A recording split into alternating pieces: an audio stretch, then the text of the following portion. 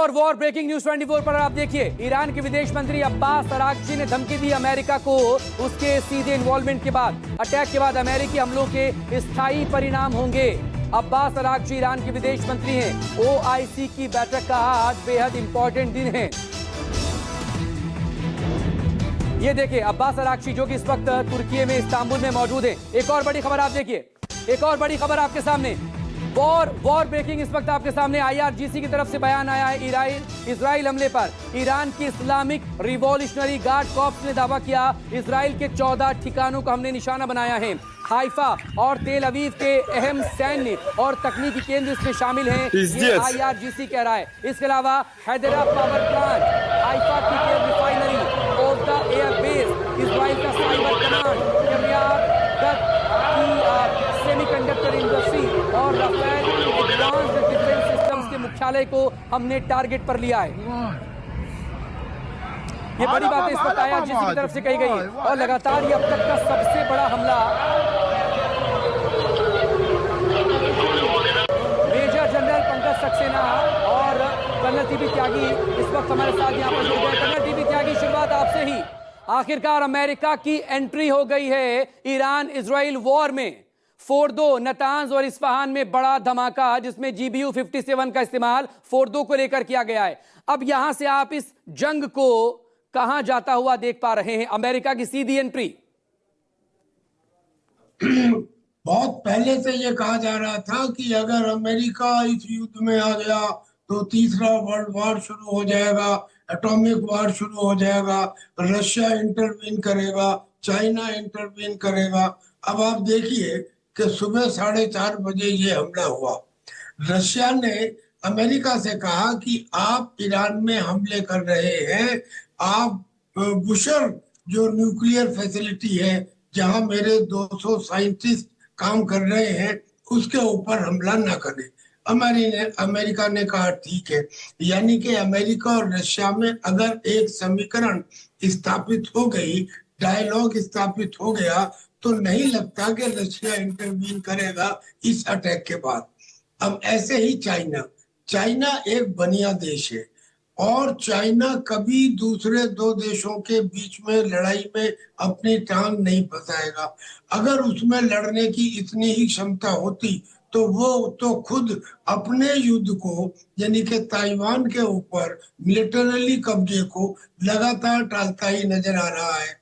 हाँ, अलबत्ता इतना जरूर है कि इंडियन ओशन में जनरली उसके 5-6 शिप रहते हैं, जैसे सेचल्स में, मालदीव में, मॉरिशस वगैरह में। उसने उनकी संख्या में थोड़ी वृद्धि कर दी है, पर इससे ज्यादा मैं नहीं समझता कि वो मदद करेगा। और इसलिए भी मदद नहीं करेगा कि अगर ईरान ने स्ट्रेट ऑफ हॉर्मुज को बंद किया तो उसका सबसे बड़ा नुकसान ईरान को भी होगा और चाइना को भी होगा।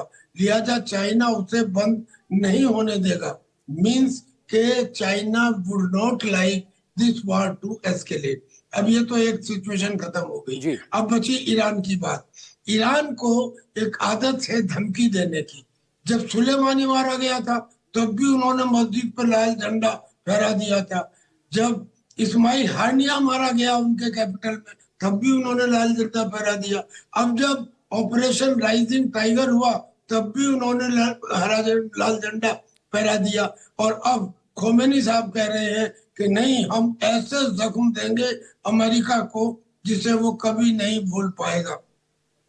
मैं समझता हूं कि इस युद्ध का एंड अब फेस सेविंग से होगा। फेस सेविंग का मतलब कि मुंह छुपाने की जगह मिलनी चाहिए।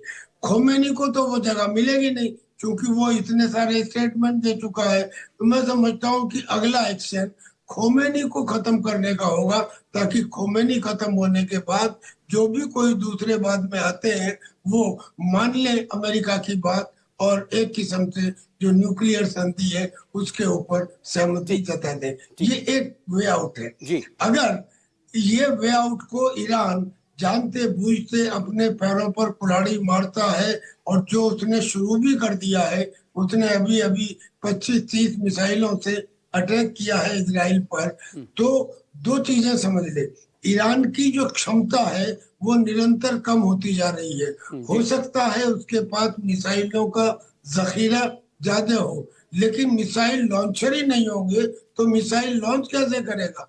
और उसके करीब 2/3 मिसाइल लॉन्चर को इजराइल ध्वस्त कर सकता है, जी क्यों कर दिया है। लिहाजा कुछ ही समय की बात हो रही है, और एक दफा मिसाइल लॉन्चर जब उसके खत्म हो जाते हैं जी तो एयर डिफेंस पावर तो ईरान की पहले ही खत्म हो चुकी है जी जी। क्योंकि ईरान ने अब तक अपनी पूरी ताकत जी लगाई किस चीज में? हिजबुल्ला, हमास, हुती, इनको पैसा देने में, हथियार देने में, और यह मिसाइल बनाने में। एयर डिफेंस के लिए जो S-300 रशिया से लिया, एयर डिफेंस रशिया का, बैटरी चाइना की, स्पेयर्स लोकल, यानी कि उसके जो एयर डिफेंस सिस्टम थे वो इंटीग्रेट ही नहीं हो पाए और इसीलिए नष्ट हो गए। लिहाजा उसमें और अब डिफेंसिव कैपेबिलिटी तो है और नहीं। पुतिन कहते हुए और नजर भी आए थे कन्हैया त्यागी कि ऑफर किया गया था लेकिन ईरान ने लिया नहीं।